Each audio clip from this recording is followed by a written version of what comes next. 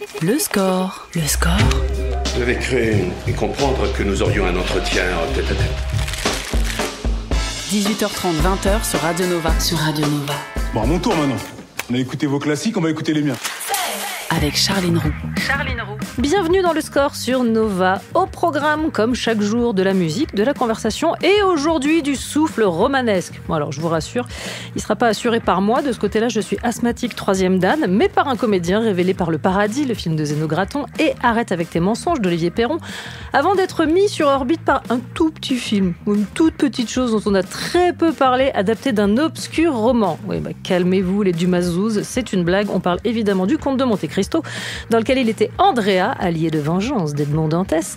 Le revoilà, maniant toujours la lame, mais de cuisine cette fois. Il est dans un film de Régis Varnier, oui, excusez du peu. Il est à l'affiche de La Réparation et lui, c'est Julien de Saint-Jean. Bonjour. Bonjour. Et merci de passer par ce studio. Je suis ravi. Et moi aussi, je suis asthmatique, donc... Ouais, non, mais c'est juste que sur le souffle romanesque, je pense que tu me bats vraiment à plat de couture. C'est-à-dire que mon ambition romanesque s'arrête là, assise sur ce tabouret. Excuse me, mister, j'ai besoin d'une explication. Pourquoi est-ce que tu as une fiche Wikipédia en anglais, but not in French? Mais en fait, elle est allemande de base. Parce que j'avais présenté un de mes premiers films qui s'appelait Le Paradis au Festival de Berlin. Et à la suite de ça, je pense qu'il y a quelqu'un qui s'est motivé à faire une page Wikipédia. Et donc, elle est en allemande. Et pour l'instant, personne ne l'a traduite. Non. Je lance donc un appel. Non, mais c'est vrai que j'ai des copains qui m'ont dit, mais Julien, tu devrais le faire et tout, mais bon. Mais je crois que tu peux pas le faire quand ça te concerne. Ah ouais? Il me semble qu'il y a une histoire comme ça. J'ai jamais eu la motivation non plus, donc ouais, ça tombe bien. Je vais écrire ma bio vraiment en toute simplicité dès maintenant. Je vais donc passer à la question rituelle de cette émission. Quelle place prend la musique dans ta vie de tous les jours?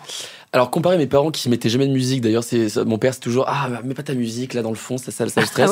Ah ouais? Moi, j'ai une application où je trouve sur des playlists toutes prêtes, des musiques. Donc, en fait, si j'aime un truc, je le mets, mais j'ai pas une curiosité profonde dans la musique. Mais je mets de la musique tout le temps.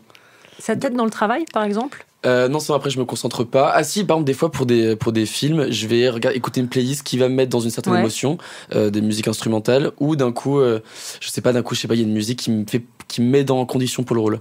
Donc voilà. Oui, ça peut être un outil. Ça peut être un outil, c'est vrai. Puis même, c'est vrai qu'avant chaque casting, je mets la musique à fond chez moi, je danse un peu, ça me met en... truc de motivation. Exactement, ouais. Il y a une question que j'aime bien poser. Quand tu vas mal, t'es du genre à écouter des chansons hyper tristes, histoire d'aller encore plus mal un bon coup et après ça s'arrête, ou de mettre des chansons un peu up-tempo, histoire c'est plutôt up-tempo, je pense. Ouais. Non, parce qu'en fait, moi, si je dis que ça va mal, c'est que ça existe. Donc je préfère l'inverse, me faire... Le déni. Exactement, c'est le déni. Et jusqu'ici, ça marche plutôt bien, donc bon. Le score sur Radio Nova. Nova. On parle de La Réparation de Régis Varnier qui est dans les salles. Le film démarre quelques heures avant la potentielle attribution d'une 3e étoile au célèbre chef Pascal Jankowski. Et comment dire, la tension est à son comble en cuisine. Il y a 2 règles en cuisine à savoir. L'inspiration, l'audace. Salut papa. Antoine, une étoile, tu sais à quoi ça tient? À ça. À tout. T'es belle. À rien. J'ai envie de me barrer. Fais pas ça.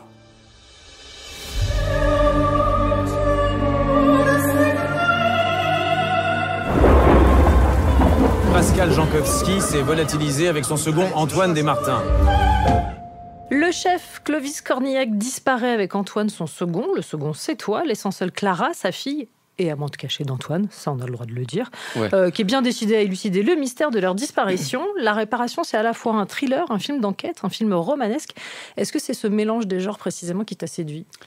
Il y a plusieurs choses qui m'ont séduit. Déjà, je pensais travailler avec Régis Varnier, parce que c'est quand même un monument du cinéma français. C'est quand même le dernier réalisateur à avoir eu l'Oscar pour le meilleur film étranger français. Donc c'est en 2000. C'était pour Indochine. C'est pour Indochine, c'était en 1993, rien à voir. Où d'ailleurs Catherine Deneuve a eu un César de la meilleure actrice. Il y avait ça, et puis ce que j'aime bien effectivement dans le scénario, c'est qu'il brouille un peu les pistes. C'est que d'ailleurs on commence, et ça je spoil, mais très très peu, sur un film un peu d'époque. On a l'impression qu'on commence par un film d'époque. Et après, voilà, il y a ce voyage à Taïwan, il y a ce thriller, il y a le polar, il y a un peu de tout. Et je trouve que le spectateur cherche en même temps la vérité avec le personnage principal qui est celui de Julia Nunez. Ouais. Donc ça me plaît beaucoup. Après Monte-Cristo, le romanesque te poursuit quand même. Il semblerait qu'il y ait les spectateurs un appétit pour ce souffle-là. Ça t'étonne ? C'est marrant. Alors, il y a des fois, je pense que quand on t'a vu dans quelque chose où t'étais bon, et ben on va te mettre à peu près partout tout le temps. C'est-à-dire que même moi, dans tous les films, on met comme des personnages qui sont assez torturés, qui sont en colère, qui ont une colère en eux, alors que dans la vie, en tout cas, j'ai l'impression d'être tout l'inverse. Et donc c'est marrant qu'on me projette quelque chose sur moi. Ouais. Après, je trouve qu'il y a des très beaux films romanesques et ça me fait plaisir de continuer là-dedans. Oui, puis là pour le coup, c'est deux rôles très très différents. Exactement. Juste sur l'ambition de romanesque et le souffle, c'est Bien sûr, là, je fais le fantôme mais... de l'opéra, ils réadaptent ça cet été. Donc c'est marrant, là, on continue un peu dans ce chemin-là. Ouais. Tourner avec Régis Varnier, c'est donc, tu le disais, rencontrer le seul réalisateur français à avoir eu cet Oscar du meilleur film étranger, enfin le dernier pour Indochine. Tu m'as bien déroulé toutes les infos, mais il semblerait qu'au moment de la rencontre, tu n'étais pas forcément le plus renseigné sur le dossier. Du tout, vraiment, c'était un peu la honte. Mais c'est vrai que je rentrais de vacances et je pensais pas tourner de tout le printemps, parce que j'avais pas passé de casting. Et en plus, je revenais de vacances, j'avais fait un peu la fête avec mes copains. Je me réveille, il devait être 11h. Et là, je reçois un appel de mon agent qui me dit « Tu vas rencontrer Régis Varnier ». Et je dis « Ouais, je veux le rencontrer, etc. » Et donc, j'avais 2 heures. Sauf que je connaissais de nom qui il était, je voyais ses films vite fait, mais je connaissais rien de lui. Alors que... Ouais. Et donc, pendant le métro, je regarde ses interviews, je me documente un peu. Et j'ai rencontré, donc c'est un mec très sympa, un monsieur très sympa. Parce que c'est vrai que sur le moment, comme il y avait un peu la pression, et puis il était très doux, très gentil, il a beaucoup d'humour.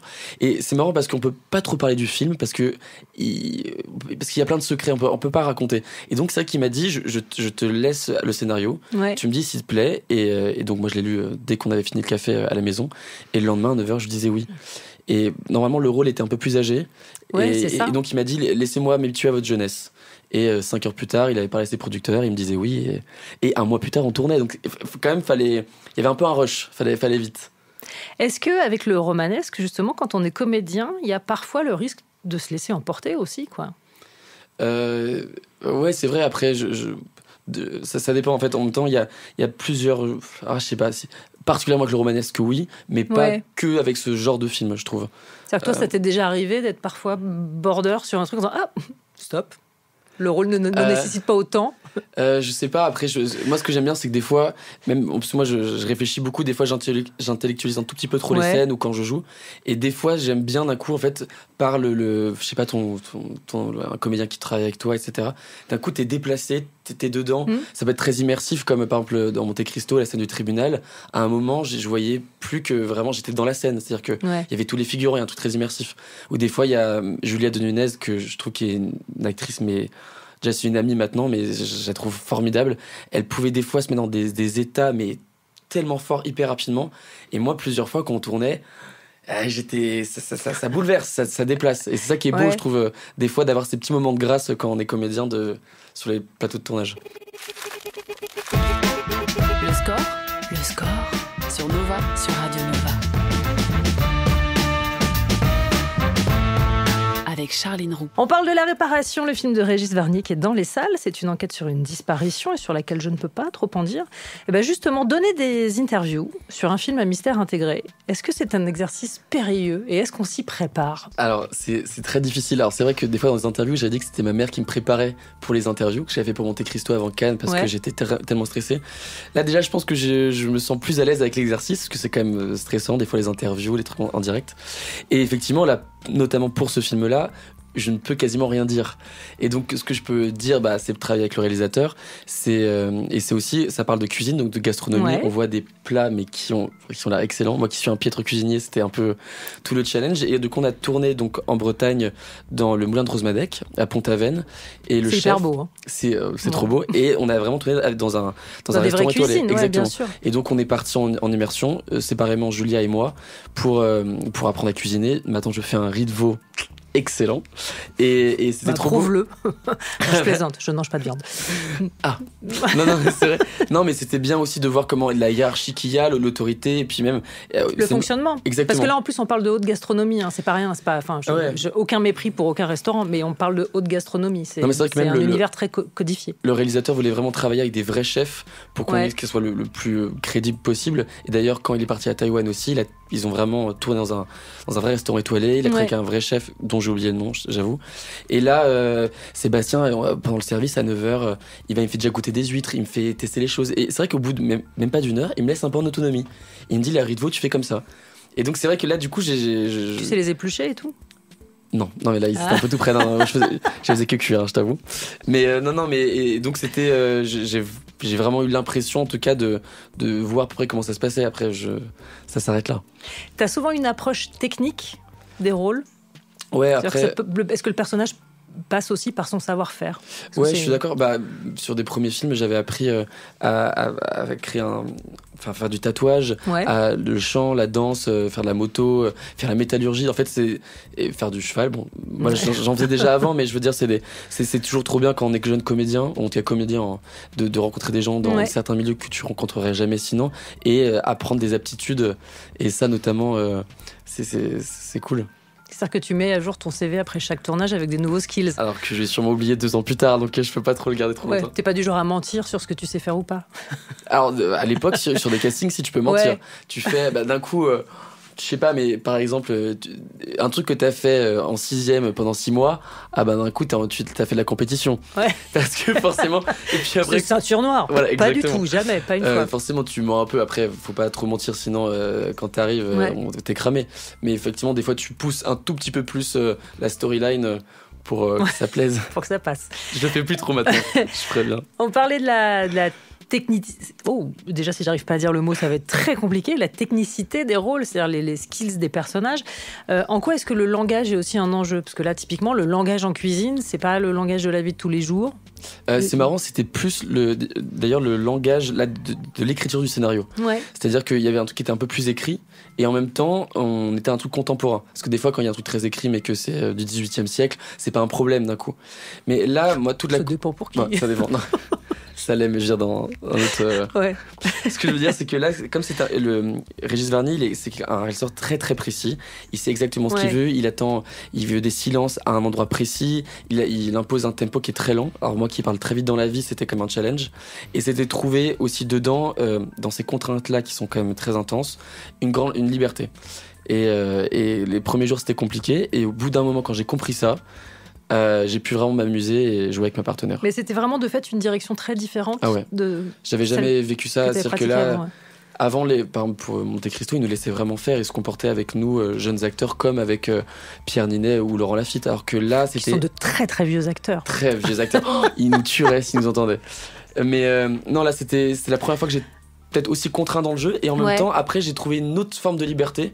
Et c'est bien quand t'es jeune comédien aussi de tester plein de façons d'être dirigé pour qu'après on puisse, s'il y a une nouvelle épreuve d'être dirigé, on fait un peu différemment.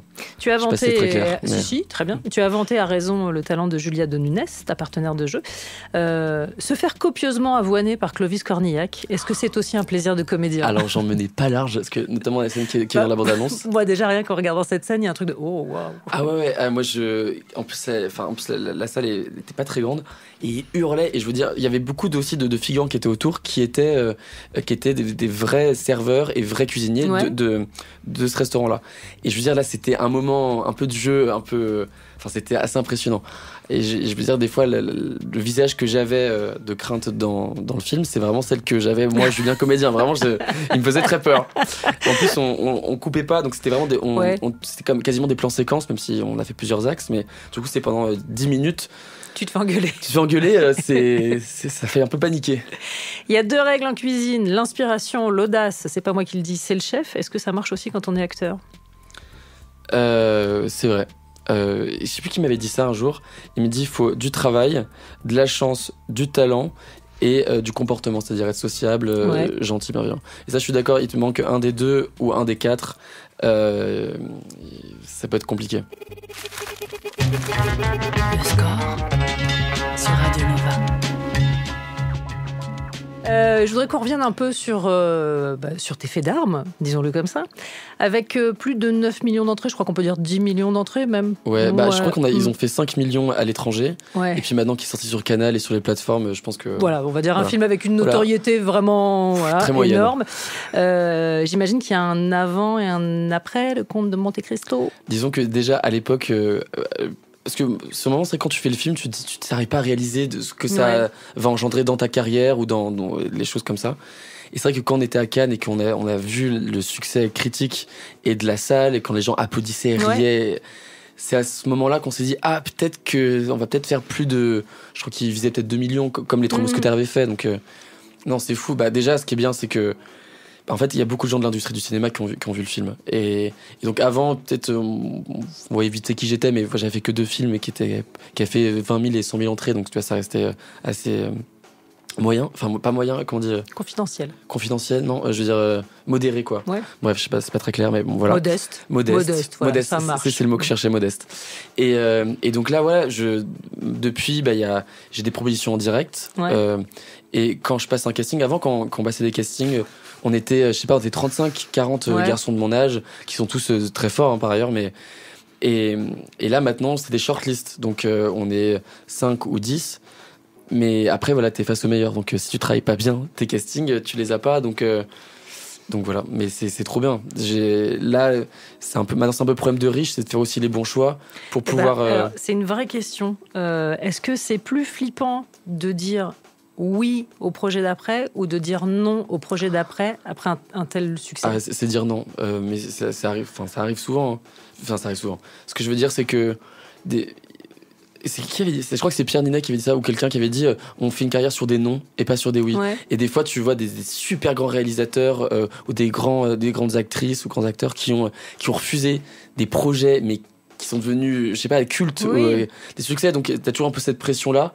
C'est pour ça que c'est les réalisateurs de Monte Cristo qui m'ont dit Julien, fais les choix avec le cœur, parce que fais pas ce que tu penses être le bon truc, etc.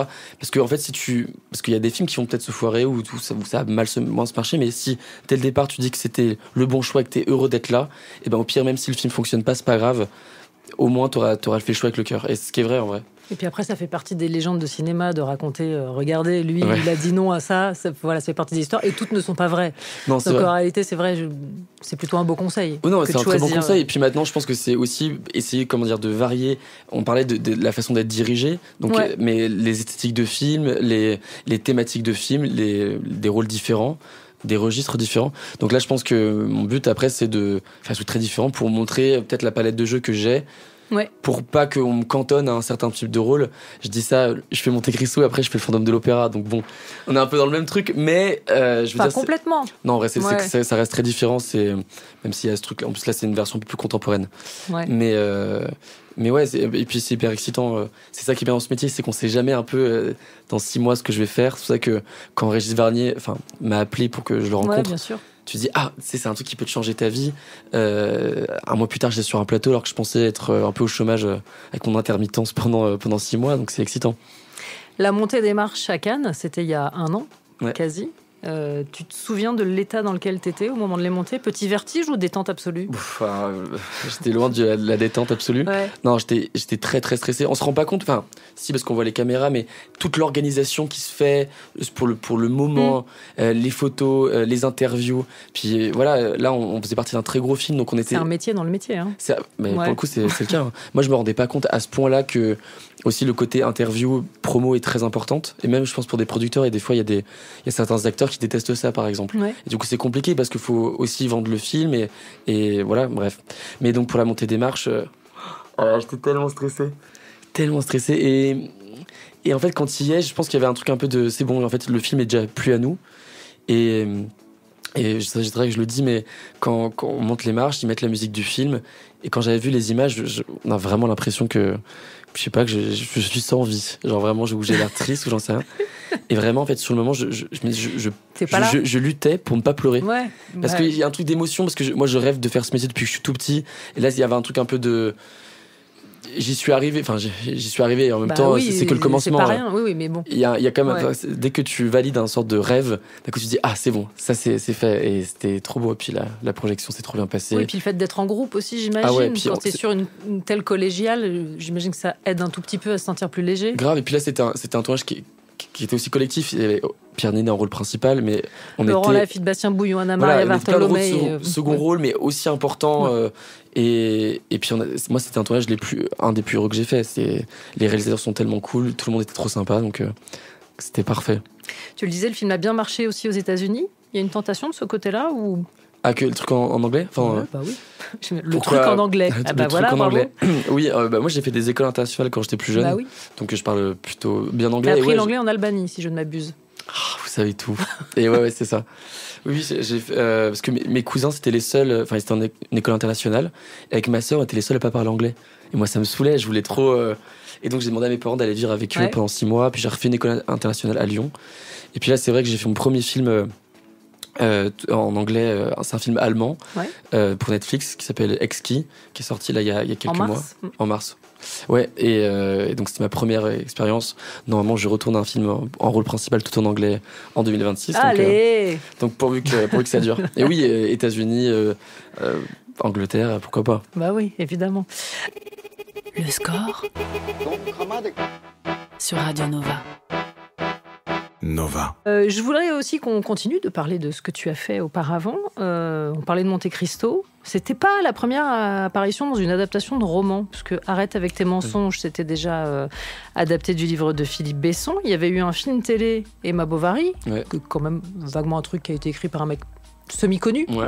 Est-ce que ça a un rapport avec le fait que tu sois toi-même un lecteur assidu, ou c'est vraiment une somme de hasard? Alors, faut savoir que là, j'ai dit peut-être que maintenant je commence à choisir les rôles. À l'époque, je ne choisissais pas les rôles.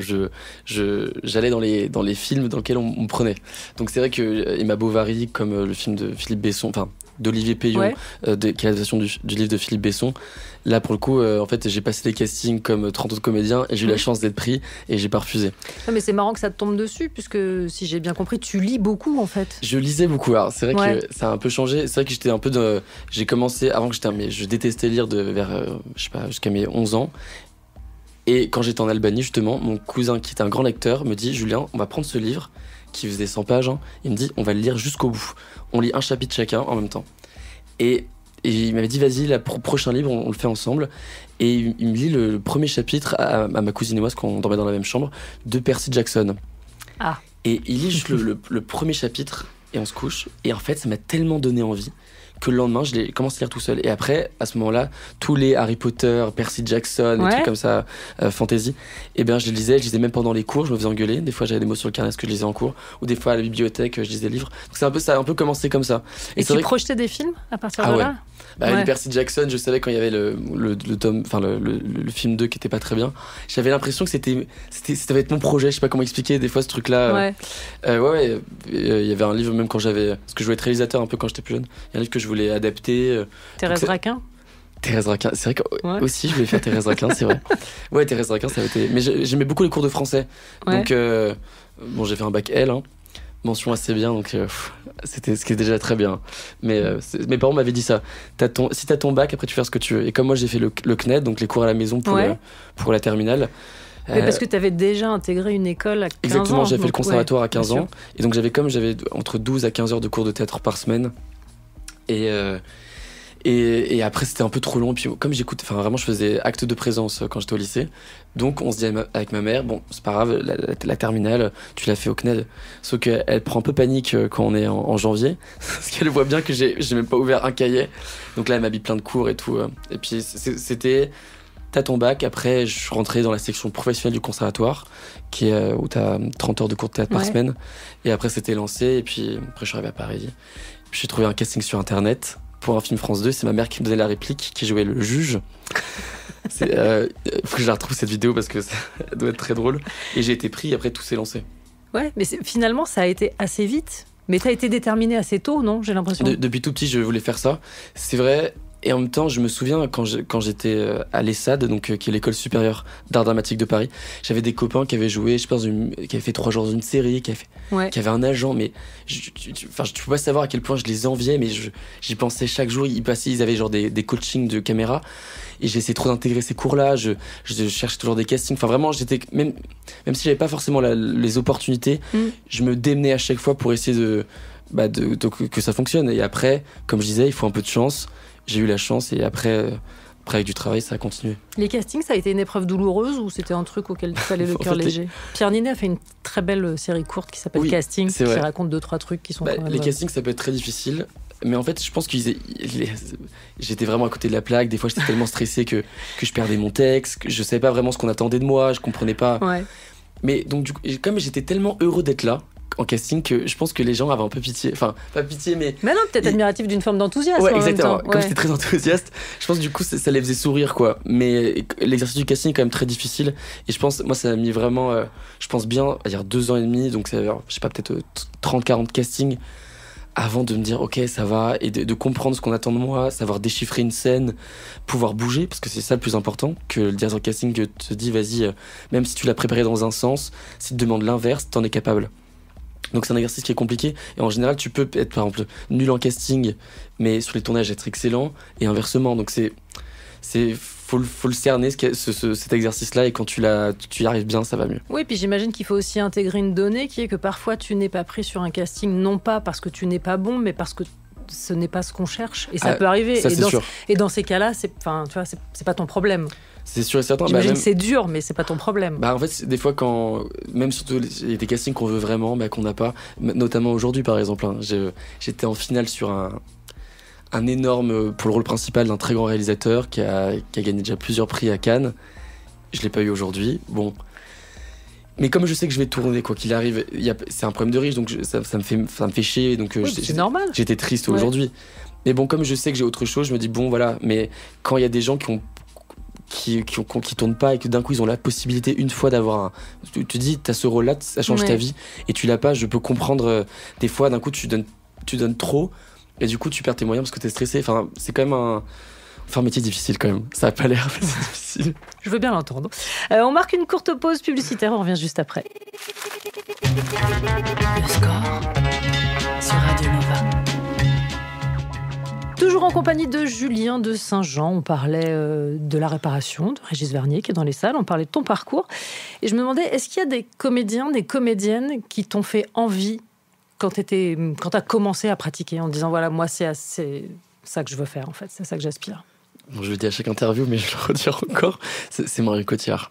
Ouais. Parce que j'avais regardé La Môme et puis moi j'étais quand même très, comment on dit... très excessif, c'est-à-dire que moi s'il y a un truc que j'aime, je vais l'écouter en boucle. D'ailleurs comme les musiques, il y a une musique que j'aime bien, il y en a 2 là en ce moment, et je vais les écouter en boucle jusqu'à ce qu'elles me saulent et après je vais en trouver de nouvelles. Et pareil là, je regarde La Môme et c'est comme c'était un biopic, je crois que c'est le premier biopic que je regardais. Là je voyais vraiment une actrice qui s'effaçait derrière ce rôle-là. Quand elle apprend la mort de son amant, qui a une sorte de plan séquence, ça j'ai dû le regarder. Avec la caméra qui s'élève à genoux et le Marcel. Voilà. Voilà, donc moi, si on pleure pas, c'est qu'on est mort à l'intérieur. Donc moi je l'ai regardé je sais pas combien de fois cette scène-là. Non, et puis comme elle avait fait en tout cas des films qui étaient populaires, qui avaient fait on va dire les Batman, qui avaient fait les petits mouchoirs, des films comme ça. Et puis aussi, ce que j'aime beaucoup chez cette actrice, c'est qu'elle fait des trucs populaires et en même temps des trucs très indépendants. Quand elle a fait 2 jours, 1 nuit, avec un sujet qui est très fort, où elle va essayer de convaincre ses anciens collègues de refuser leur prime en plus pour qu'elle puisse réintégrer. Bref, et sur un sujet hyper simple, moi je me suis dit, enfin bref. Et puis c'est à ce moment-là où j'ai vu qu'elle avait sorti 7-8 films un peu en 4 ans et je les avais tous vus et je crois que c'est elle aussi qui m'a emmené vers un spectateur de cinéma un peu plus indépendant, un peu moins mainstream et je la trouve trop forte. Donc un jour je travaillerai avec elle, je manifeste chaque année. Non mais ce qui m'intéresse dans ce que tu dis, c'est que ce qui t'a impressionné et happé même dès ton plus jeune âge, c'est le fait qu'elle disparaissait derrière quelque chose. C'est vrai, il y a ce truc-là en fait très anglo-saxon, parce que en France, quand on prend les acteurs, on prend aussi par leur nature, ce qui dégage, alors qu'aux États-Unis, il va plutôt avoir ce truc-là, par exemple, d'incarner, c'est-à-dire on va vraiment se travestir, on va se cacher. Et d'ailleurs, c'est marrant. Moi, j'ai l'impression d'être quand même assez différent dans la vie que dans les rôles. Par exemple, Noémie Merlan, qui était ma marraine pour les Césars, pour les révélations, pour le film Le Paradis, je joue un jeune dans un centre de détention pour mineurs. Et après 1 bière ou 2, elle me dit je t'avoue, j'étais un peu stressée parce que je pensais que t'étais comme dans le film. Et super compliment. Alors, ça fait très plaisir. Non, mais c'est vrai. Et puis, je pense qu'on projette ça. Après, moi, j'avoue que là, j'aimerais un peu partir sur des rôles peut-être un peu plus légers, en tout cas, faire un registre plus comique. T'as des envies de comédie? Grave. Ouais. Mais alors, quel genre? C'est quoi ton... Je sais pas. En même temps, ou même pas forcément, je crois, une comédie, mais plutôt... Là, par exemple, j'ai fait une apparition dans le film de Anna Cazeneuve-Cambay, pour le coup, c'est vraiment un drame, le film qui s'appelle Love Me Tender, avec Vicky Krieps. J'ai tourné 2 jours, j'avais 5 scènes, mais je joue son coloc qui est un peu à côté de la plaque, un peu bourge, qui fume des joints, et donc, du coup, j'avais relativement l'impression d'être beaucoup plus proche de moi. Je dis pas que je fume des joints, mais je veux dire, c'était. D'un coup, elle me faisait improviser, elle me dit vas-y, fais des blagues et tout. Donc, il y avait un truc un peu du laisser-aller que je trouvais, où d'un coup, en fait, t'es obligé de t'oublier, je crois, pour pouvoir faire de la comédie. En tout cas, moi, j'ai l'impression, c'est là où tu te lâches. En fait, tu peux pas trop te regarder. Alors que des fois, quand t'as un truc un peu plus dark, il y a un truc un peu plus poseur que tu peux avoir. Ouais. Alors que là, je me suis amusé pendant 2 jours, et même Vicky Krieps disait que, comme c'était un film quand même assez dur sur une maman qui perd la garde de son enfant, là c'était un peu le seul moment un peu comédie plus ou moins. Ouais. Et le soir quand on est bord des coups, on me dit ça fait du bien. Ça allège. Ouais. Et puis sur le plateau tout le monde riait. Quand tu sens que derrière le combo les gens rigolent, bah tu sais que t'es au bon endroit quoi. Et j'ai trouvé ça, et d'ailleurs ça m'a rappelé un peu le théâtre, mes écoles de théâtre où je faisais beaucoup de comédie, les Bouffons, le Shakespeare, etc. Ouais. Donc qui sait, peut-être prochainement dans une comédie si on me propose un casting. Tu le disais, tu vas donc tourner Le Fantôme de l'Opéra d'après Gaston Leroux. Bien sûr. Encore une adaptation. Je l'ai commandé sur la Fnac.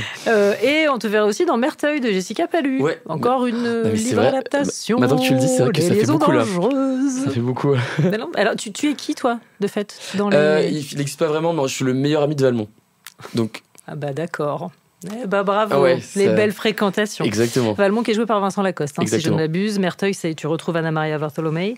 Lucas Bravo en Comte Gercourt et Fantine Ardouin en Cécile de Volanges, et ce sera sur Max. C'est bien ça. Exactement. Très bien, on a hâte de voir tout ça. Et une comédie aussi. Donc. Une comédie potentiellement. Je te verrais bien dans un Dupieux. C'est un coup comme ça, lancer le. Voilà, je te verrais bien dans un Dupieux. Quentin, si t'écoutes, c'est quand tu veux. Peut-être.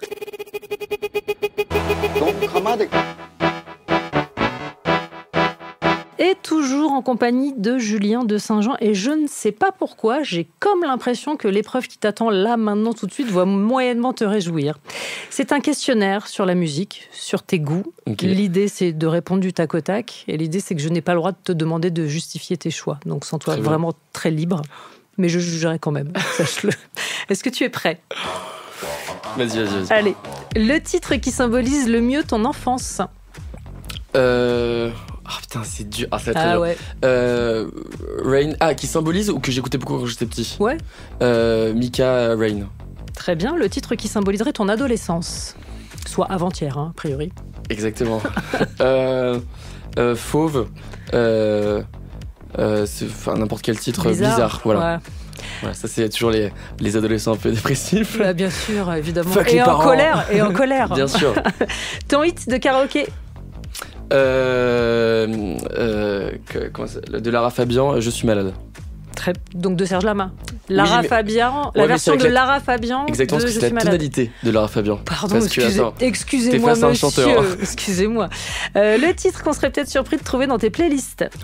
Il y en a plein. Franchement, des fois, quand mes potes tombent sur ma playlist, c'est. Moi, j'avoue que tu m'en as cité une tout à l'heure où je me suis dit, ah ouais, quand même. Je la balance si tu le dis pas. Ah, vas-y. Michel Delpech, Le Chasseur. Ah oui, mais j'aime bien je suis comme mon père, en fait, j'aime bien les vieilles chansons. Mais je ne juge pas, hein. Mais ça m'a surprise. Tu juges un peu. C'était la définition. Le titre qui te propulse immédiatement sur la piste de danse. N'importe lequel, enfin vraiment. T'as la danse facile toi ? Ah mais quand je suis sur les réunions de famille, mais vraiment c'est moi qui dès qu'il y a la musique, je sais pas. Pour commencer, on met Get Lucky, ça me met un peu voilà, et après tu mets un truc un peu plus fort et je danse comme un fou. Et alors quel est le titre qui te fait sortir de la piste de danse ? En général, quand ils commencent à mettre des musiques un peu lentes ou de la dubstep, je suis plus là. Dubstep, c'est le maximum. Ta chanson de comédie musicale préférée ? Le premier qui vient, c'est La La Land. Voilà, c'est City of Stars. Oui, évidemment. Mec, tellement mainstream. Mais bon, non, c'est bien. Quand c'est de la qualité, on a le droit d'être mainstream. T'as raison. Le titre que t'as le plus écouté ces derniers jours ? C'est Petite Musique, Teddy de Préto. Très bien. Et la chanson dont t'as un mal de chien à te débarrasser une fois que tu l'as en tête ? C'est dans la catégorie pénible. C'est truc où tu te surprends à aller chanter dans la rue en disant mais non, ça n'existe pas. Hier encore de Aznavour. Ah ouais. C'est vrai que dès que je rentre dans la douche, j'ai le début que je commence à chanter, puis je me dis là ça devient trop une habitude, c'est catastrophique. En même temps c'est vrai qu'hier encore t'avais 20 ans. Ça me semble tout à fait. Tu sais que je l'avais posté dans ma story quand je venais d'avoir 21 ans. Parce que. Pas mal. Bon voilà, contrat rempli. Finalement c'était pas douloureux du tout. C'était pas si dur que ça. Non. Je pensais que j'allais plus galérer. Donc du coup je rappelle que la réparation de Régis Varnier c'est dans les salles, c'est avec Julien de Saint-Jean. Merci 1000 fois d'être passé par ce studio. Merci de m'avoir reçu. C'était un plaisir. Il est 20h, retour de la musique sur Nova et nous on se retrouve demain à 18h30.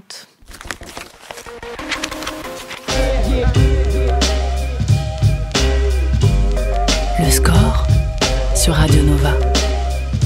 retrouver en podcast sur nova.fr.